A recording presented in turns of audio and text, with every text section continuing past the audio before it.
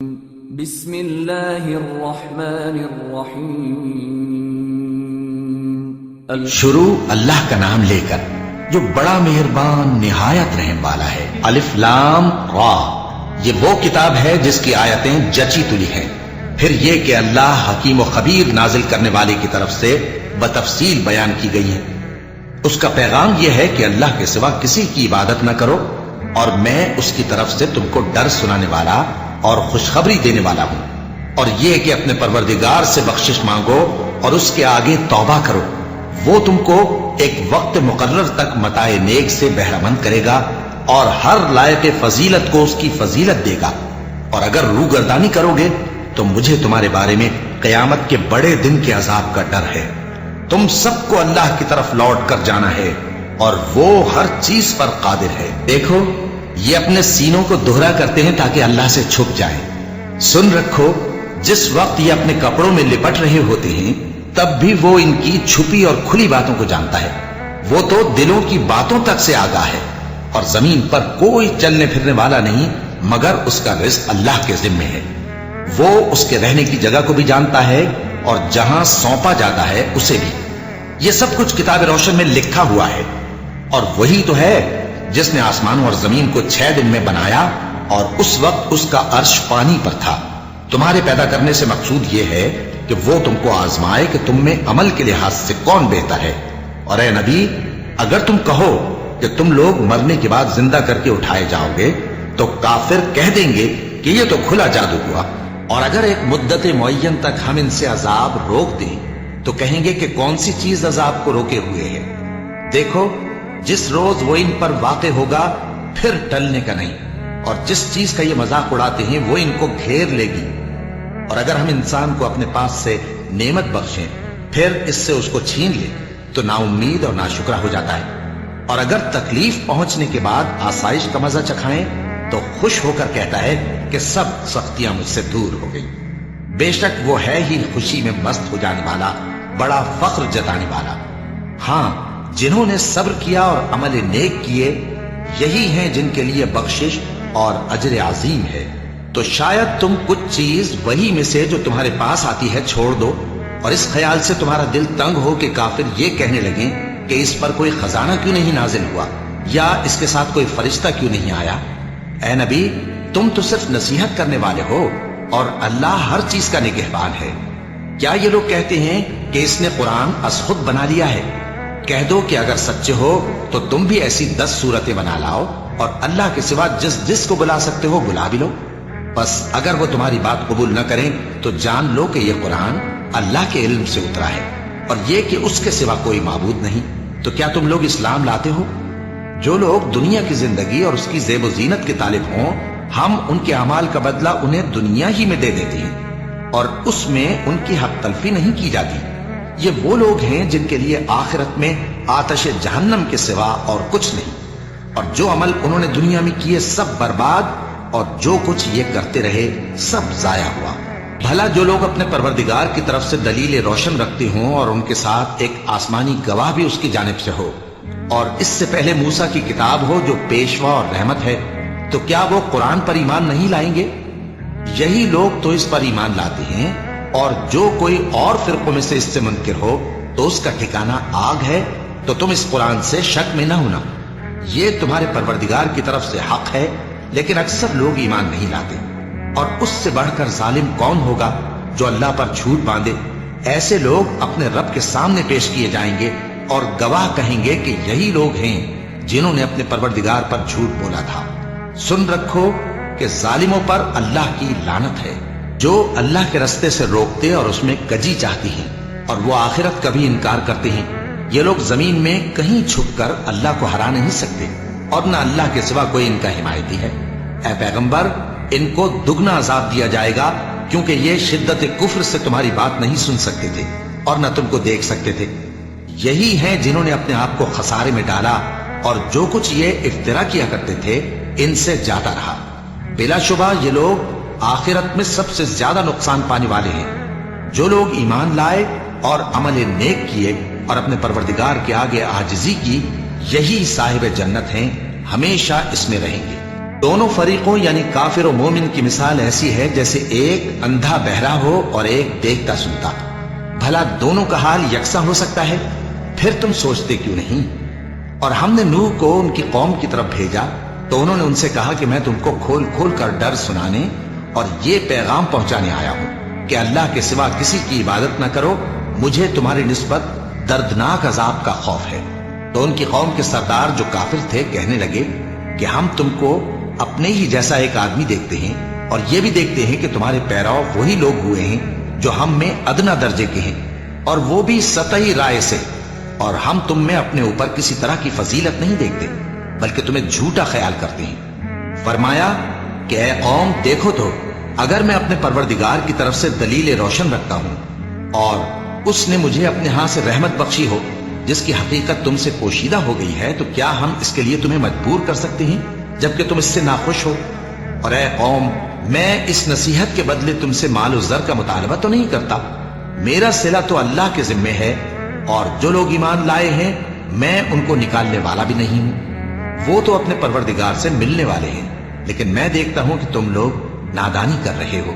اے میری قوم اگر میں ان کو نکال دوں تو اللہ کی گرفت سے بچانے کے لیے کون میری مدد کر سکتا ہے؟ بھلا تم غور کیوں نہیں کرتے؟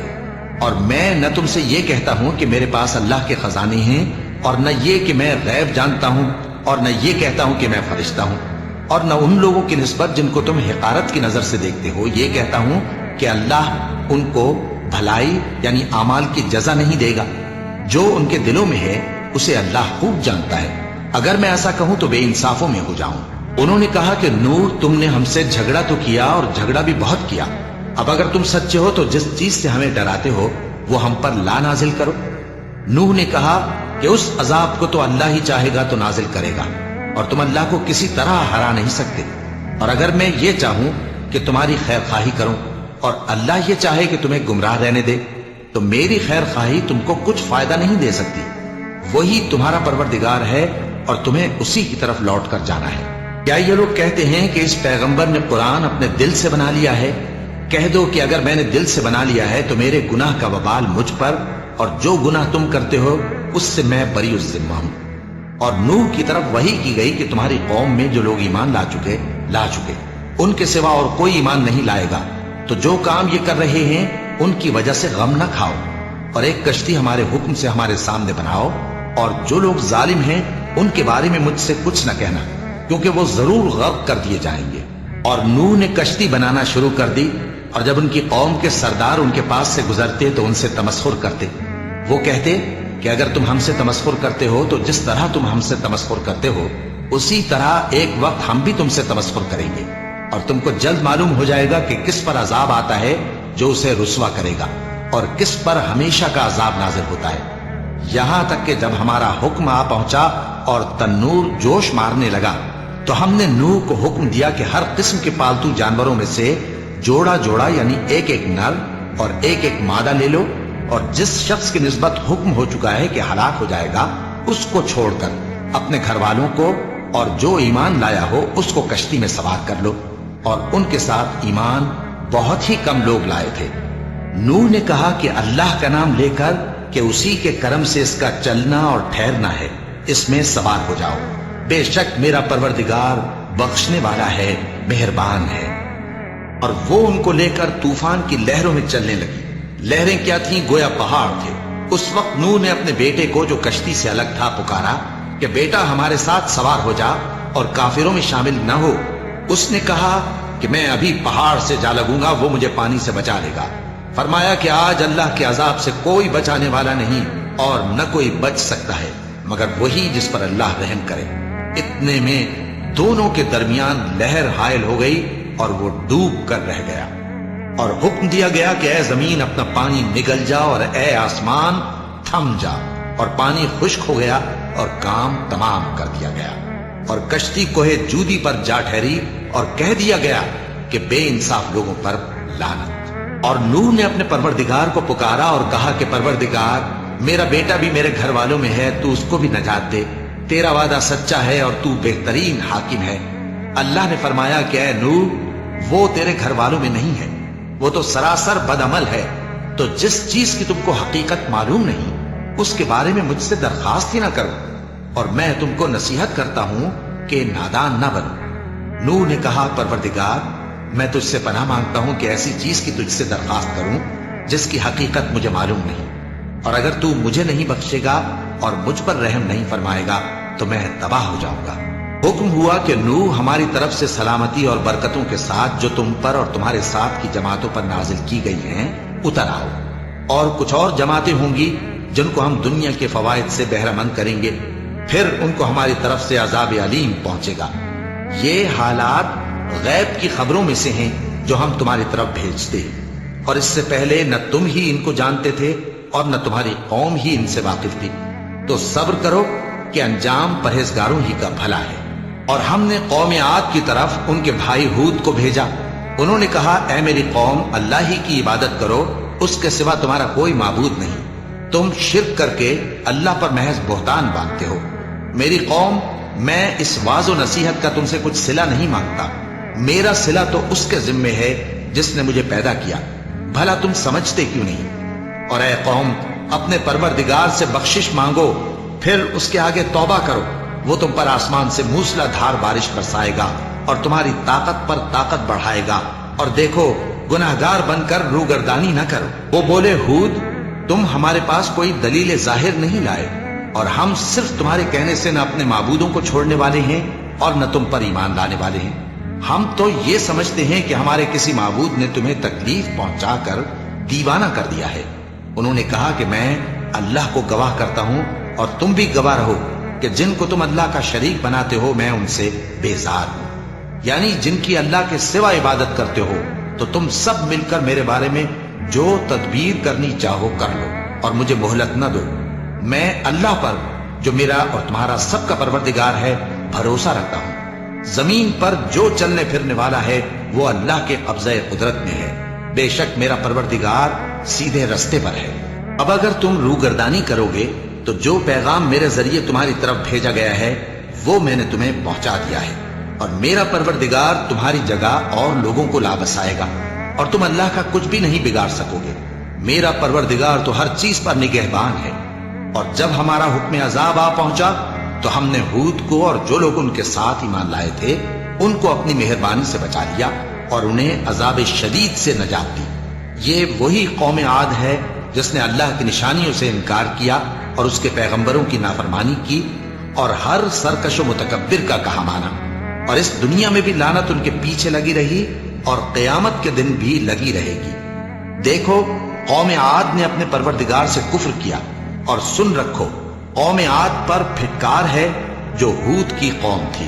اور قوم سمود کی طرف ان کے بھائی صالح کو بھیجا تو انہوں نے کہا اے قوم اللہ ہی کی عبادت کرو، اس کے سوا تمہارا کوئی معبود نہیں، اسی نے تم کو زمین سے پیدا کیا اور اس میں آباد کیا، تو اس سے مغفرت مانگو اور اس کے آگے توبہ کرو، بے شک میرا پروردگار نزدیک بھی ہے اور دعا کا قبول کرنے والا بھی ہے۔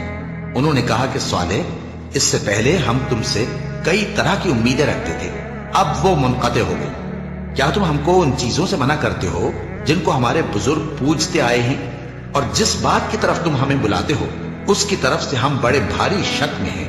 صالح نے کہا اے میری قوم بھلا دیکھو تو اگر میں اپنے پروردگار کی طرف سے کھلی دلیل پر ہوں اور اس نے مجھے اپنے ہاتھ سے نبوت کی نعمت بخشی ہو، تو اگر میں اللہ کی نافرمانی کروں تو اس کے سامنے میری کون مدد کرے گا؟ تم تو کفر کی باتوں سے میرا نقصان ہی کرتے ہو۔ اور یہ بھی کہا کہ اے قوم یہ اللہ کی اونٹنی تمہارے لیے ایک نشانی یعنی معجزہ ہے، تو اس کو چھوڑ دو کہ اللہ کی زمین میں جہاں چاہے چرتی پھرے، اور اس کو کسی طرح کی تکلیف نہ دینا ورنہ تمہیں جلد عذاب آ پکڑے گا۔ مگر انہوں نے اس کو کاٹ ڈالا تو صالح نے کہا کہ اپنے گھروں میں 3 دن اور فائدے اٹھا لو، یہ وعدہ ہے کہ جھوٹا نہ ہوگا۔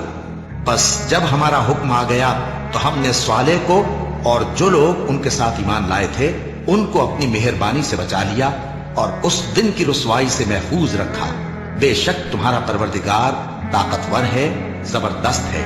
اور جن لوگوں نے ظلم کیا تھا ان کو چنگھاڑ کی صورت میں عذاب نے آ پکڑا تو وہ اپنے گھروں میں اوندھے پڑے رہ گئے، گویا کبھی ان میں بسے ہی نہ تھے۔ سن رکھو کہ قوم سمود نے اپنے پروردگار سے کفر کیا، اور سن رکھو قوم سمود پر پھٹکار ہے۔ اور ہمارے فرشتے ابراہیم کے پاس بشارت لے کر آئے تو سلام کہا، انہوں نے بھی جواب میں سلام کہا۔ ابھی کچھ وقفہ نہیں ہوا تھا کہ ابراہیم ایک بھنا ہوا بچڑا لے آئے۔ پھر جب دیکھا کہ ان کے ہاتھ کھانے کی طرف نہیں بڑھتے، یعنی وہ کھانا نہیں کھاتے، تو ان کو اجنبی سمجھ کر دل میں خوف کیا۔ فرشتوں نے کہا کہ خوف نہ کیجیے، ہم قوم لوط کی طرف ان کے ہلاک کرنے کو بھیجے گئے ہیں۔ اور ابراہیم کی بیوی جو پاس کھڑی تھی ہنس پڑی، تو ہم نے اس کو اسحاق کی اور اسحاق کے بعد یعقوب کی خوشخبری دی۔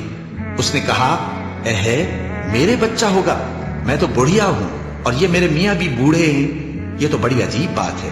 انہوں نے کہا، کیا تم اللہ کی قدرت سے تعجب کرتی ہو؟ اے اہل بیت، تم پر اللہ کی رحمت اور اس کی برکتیں ہیں، وہ لائق تعریف ہے، بڑا ہے۔ پھر جب ابراہیم سے خوف جاتا رہا اور ان کو خوشخبری بھی مل گئی، تو قوم لوط کے بارے میں لگے ہم سے بحث کرنے۔ بے شک ابراہیم بڑے تحمل والے، نرم دل اور رجوع کرنے والے تھے۔ اے ابراہیم، اس بات کو جانے دو، تمہارے پروردگار کا حکم آ پہنچا ہے اور ان لوگوں پر عذاب آنے والا ہے جو کبھی نہیں ٹلنے کا۔ اور جب ہمارے فرشتے لوط کے پاس آئے تو وہ ان کے آنے سے غمناک اور تنگ دل ہوئے اور کہنے لگے کہ آج کا دن بڑی مشکل کا دن ہے۔ اور لوط کی قوم کے لوگ ان کے پاس بے تحاشا دوڑتے ہوئے آئے، اور یہ لوگ پہلے ہی سے انتہائی بےہودہ حرکتیں کیا کرتے تھے۔ لوط نے کہا کہ اے بھائیو، یہ جو میری قوم کی لڑکیاں ہیں یہ تمہارے لیے جائز اور پاک ہیں، تو اللہ سے ڈرو اور میرے مہمانوں کے بارے میں مجھے بے آبرو نہ کرو۔ کیا تم میں کوئی بھی شائستہ آدمی نہیں؟ وہ بولے، تم کو معلوم ہے کہ تمہاری ان بیٹیوں کی ہمیں کچھ حاجت نہیں، اور جو ہماری غرض ہے اسے تم خوب جانتے ہو۔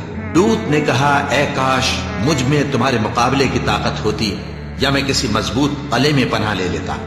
فرشتوں نے کہا، اے لوط، ہم تمہارے پروردگار کے فرشتے ہیں، یہ لوگ ہرگز تم تک نہیں پہنچ سکیں گے، تو کچھ رات رہے سے اپنے گھر والوں کو لے کر چل دو، اور تم میں سے کوئی شخص پیچھے مڑ کر نہ دیکھے، مگر تمہاری بیوی کے جو آفت ان پر پڑنے والی ہے وہی اس پر بھی پڑے گی۔ ان کے عذاب کے وعدے کا وقت صبح ہے، اور کیا صبح کچھ دور ہے؟ پھر جب ہمارا حکم آیا، ہم نے اس بستی کو الٹ کر نیچے اوپر کر دیا اور ان پر پتھر کی تہ بتہ کنکریاں برسائیں جن پر تمہارے پروردگار کے ہاں سے نشان کیے ہوئے تھے، اور وہ بستی ان ظالموں سے کچھ دور نہیں۔ اور مدین کی طرف ان کے بھائی شعیب کو بھیجا، تو انہوں نے کہا کہ اے قوم، اللہ ہی کی عبادت کرو کہ اس کے سوا تمہارا کوئی معبود نہیں، اور ناپ اور تول میں کمی نہ کیا کرو، میں تو تم کو آسودہ حال دیکھتا ہوں، اور اگر تم ایمان نہ لاؤ گے تو مجھے تمہارے بارے میں ایک ایسے دن کے عذاب کا خوف ہے جو تم کو گھیر کر رہے گا۔ اور اے میری قوم، ناپ اور تول انصاف کے ساتھ پوری کیا کرو، اور لوگوں کو ان کی چیزیں کم نہ دیا کرو، اور زمین میں خرابی کرتے نہ پھرو۔ اگر تم کو میرے کہنے کا یقین ہو تو اللہ کا دیا ہوا نفع ہی تمہارے لیے بہتر ہے، اور میں تمہارا نگہبان نہیں ہوں۔ انہوں نے کہا، اے شعیب، کیا تمہاری نماز تمہیں یہ سکھاتی ہے کہ جن کو ہمارے باپ دادا پوجتے آئے ہیں ہم ان کو ترک کر دیں، یا اپنے مال میں تصرف کرنا چاہیں تو نہ کریں؟ تم تو بڑے نرم دل اور بڑے سیدھے ہو۔ انہوں نے کہا کہ اے قوم، دیکھو تو، اگر میں اپنے پروردگار کی طرف سے دلیل روشن پر ہوں اور اس نے اپنے ہاں سے مجھے نیک روزی دی ہو، تو کیا میں اپنا فرض ادا نہ کروں؟ اور میں نہیں چاہتا کہ جس بات سے میں تمہیں منع کروں خود اس کو کرنے لگوں۔ میں تو جہاں تک مجھ سے ہو سکے تمہارے معاملات کی اصلاح چاہتا ہوں، اور اس بارے میں مجھے توفیق کا ملنا اللہ ہی کے فضل سے ہے۔ میں اسی پر بھروسہ رکھتا ہوں اور اسی کی طرف رجوع کرتا ہوں۔ اور اے قوم، میری مخالفت تم سے کوئی ایسا کام نہ کرا دے کہ جیسی مصیبت نوح کی قوم یا ہود کی قوم یا صالح کی قوم پر واقع ہوئی تھی ویسی ہی مصیبت تم پر واقع ہو۔ اور لوط کی قوم کا زمانہ تو تم سے کچھ دور نہیں، اور اپنے پروردگار سے بخشش مانگو اور اس کے آگے توبہ کرو، بے شک میرا پروردگار بڑا مہربان ہے، بہت محبت کرنے والا ہے۔ انہوں نے کہا کہ شعیب، تمہاری بہت سی باتیں ہماری سمجھ میں نہیں آتی، اور ہم دیکھتے ہیں کہ تم ہم میں کمزور بھی ہو، اور اگر تمہارے بھائی بند نہ ہوتے تو ہم تم کو سنسار کر دیتے، اور تم ہم پر کسی طرح بھی غالب نہیں ہو۔ انہوں نے کہا کہ اے قوم، کیا میرے بھائی بندوں کا دباؤ تم پر اللہ سے زیادہ ہے، اور اس کو تم نے پیٹھ پیچھے ڈال رکھا ہے؟ میرا پروردگار تو تمہارے سب اعمال کا احاطہ کیے ہوئے ہے۔ اور اے قوم، تم اپنی جگہ کام کیے جاؤ، میں اپنی جگہ کام کیے جاتا ہوں۔ تم کو ان قریب معلوم ہو جائے گا کہ رسوا کرنے والا عذاب کس پر آتا ہے اور جھوٹا کون ہے۔ اور تم بھی انتظار کرو، میں بھی تمہارے ساتھ انتظار کرتا ہوں۔ اور جب ہمارا حکم آ پہنچا تو ہم نے شعیب کو اور جو لوگ ان کے ساتھ ایمان لائے تھے ان کو تو اپنی رحمت سے بچا لیا، اور جو ظالم تھے ان کو چنگھاڑ نے آ دبوچا، تو وہ اپنے گھروں میں اوندھے پڑے رہ گئے، گویا ان میں کبھی بسے ہی نہ تھے۔ سن رکھو کہ مدین پر ویسی ہی پھٹکار ہے جیسی سمود پر پھٹکار تھی، اور ہم نے موسیٰ کو اپنی نشانیاں اور دلیل روشن دے کر بھیجا فرعون اور اس کے سرداروں کی طرف، تو وہ فرعون ہی کے حکم پر چلتے رہے، حالانکہ فرعون کا حکم درست نہیں تھا۔ وہ قیامت کے دن اپنی قوم کے آگے آگے چلے گا، پھر ان کو دوزخ میں جا اتارے گا، اور جس مقام پر وہ اتارے جائیں گے وہ برا ہے۔ اور اس جہان میں بھی لعنت ان کے پیچھے لگا دی گئی، اور قیامت کے دن بھی پیچھے لگی رہے گی۔ جو انعام ان کو ملا ہے برا ہے۔ یہ پرانی بستیوں کے تھوڑے سے حالات ہیں جو ہم تم سے بیان کرتے ہیں، ان میں سے بعض تو باقی ہیں اور بعض تہس نہس ہو گئی۔ اور ہم نے ان لوگوں پر ظلم نہیں کیا بلکہ انہوں نے خود اپنے اوپر ظلم کیا۔ غرض جب تمہارے پروردگار کا حکم آ پہنچا تو جن معبودوں کو وہ اللہ کے سوا پکارا کرتے تھے وہ ان کے کچھ بھی کام نہ آئے، اور بربادی کے سوا انہیں اور کچھ نہ دے سکے۔ اور تمہارا پروردگار جب نافرمان بستیوں کو پکڑا کرتا ہے تو اس کی پکڑ اسی طرح کی ہوتی ہے، بے شک اس کی پکڑ دکھ دینے والی سخت ہے۔